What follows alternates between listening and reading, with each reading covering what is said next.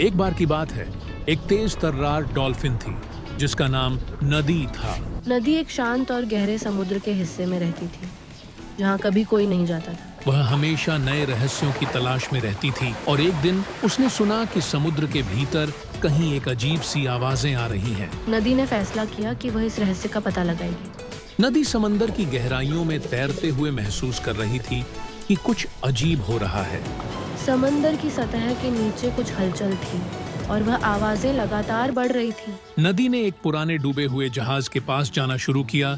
जहाज की दीवारों पर पुराने निशान थे जो किसी अज्ञात शक्ति के बारे में बताते थे। जैसे ही नदी जहाज के अंदर पहुंची, उसने देखा कि एक चमकदार मोती समुद्र की गहराइयों में दबा हुआ था। वह मोती उसकी तरफ खींच रहा था, जैसे वह एक जादू से जुड़ा हो। नदी ने उस मोती को उठाया और जैसे ही उसने उसे छुआ, एक विशाल समुद्र की धार उठी और समंदर का एक बड़ा हिस्सा खुल गया। अब समंदर का रहस्य सभी के सामने था और नदी ने उस रहस्य को सबके साथ साझा किया।